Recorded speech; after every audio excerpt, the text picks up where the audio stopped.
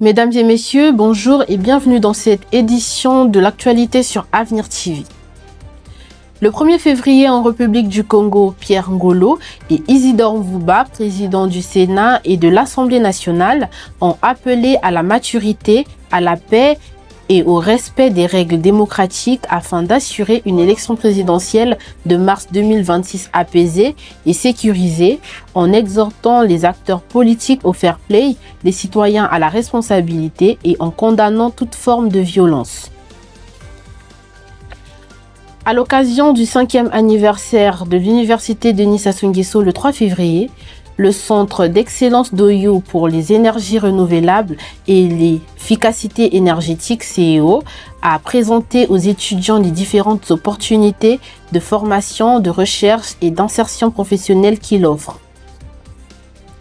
Le 31 janvier 2026, à Brazzaville, a été lancée la 2e édition des Jeux des jeunes de la francophonie, prévue jusqu'au 25 avril, visant à promouvoir la langue française, sa culture et la créativité des jeunes, à travers une compétition des activités d'expression citoyenne sous le thème « Jeunesse et avenir de la francophonie ». Il s'est tenu ce mercredi 4 février 2026, la 5e édition du Forum Jeunesse, Paix et Développement. Cette édition a été patronnée par Madame Jacqueline Lydia Mikolo, ministre des Petites et Moyennes Entreprises et de l'Artisanat. Reportage de Alain Ferril Mandiako. Le cadre prestigieux du mémorial Pierre Sévronien de Brazza a servi des décors ce 4 février 2026 à une initiative tournée vers l'avenir. Sous le thème Jeunesse, Développement et Paix, Jacqueline Lydia Mikolo, ministre des PME, a patronné cet événement en présence des membres du gouvernement et du corps diplomatique. C'est tout le sens de cette édition. Les secteurs propices à l'entrepreneuriat au Congo. Ce thème offre à notre jeunesse une boussole claire pour identifier les opportunités alignées sur les axes stratégiques du Plan national de développement 2022-2026. Cette ambition s'inscrit pleinement dans la vision de son Excellence, M. Denis Sassou Nguesso, qui a toujours placé la jeunesse et la diversification économique au cœur de son action.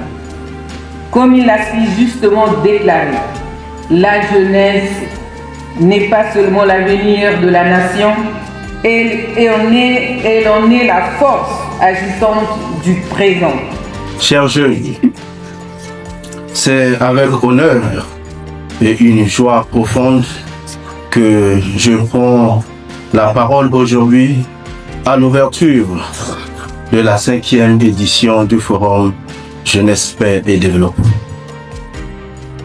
Avant de poursuivre, permettez-moi de rendre un hommage vibrant à son Excellence Monsieur Denis Sassou Nguesso, président de la République, chef de l'État. Sa vision éclairée qui place la jeunesse au cœur du plan national de développement 2021-2026. C'est une boussole qui guide nos actions aujourd'hui.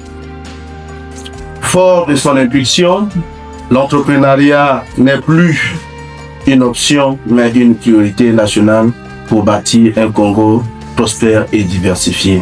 On va dire grande est notre joie parce que nous avons pu accompagner 11 jeunes, selon le dernier décompte que j'ai reçu, dont les projets étaient totalement aboutis, ce qui nous a permis de pouvoir financer leurs projets à hauteur de 500 000 chacun, grâce à notre produit Colissa, qui n'est autre que la garantie du FIGA, auprès des microfinances pour pouvoir accompagner les jeunes entrepreneurs de 50 000 à 1 million de francs CFA.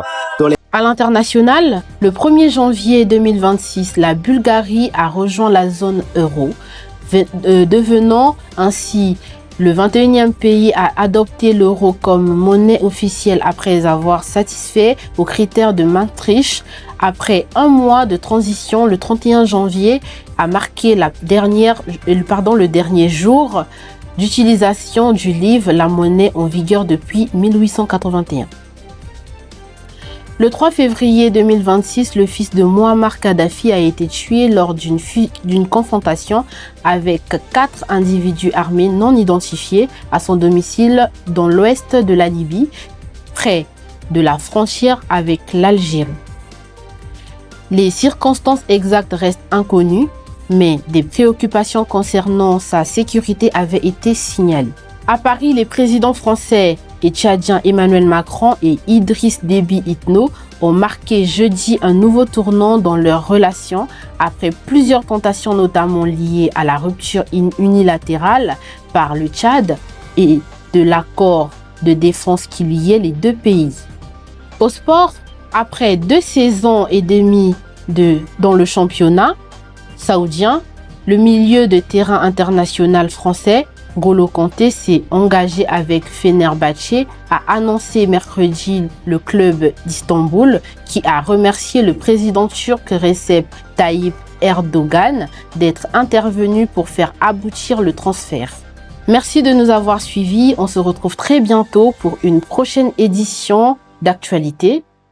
Portez-vous bien. À très bientôt.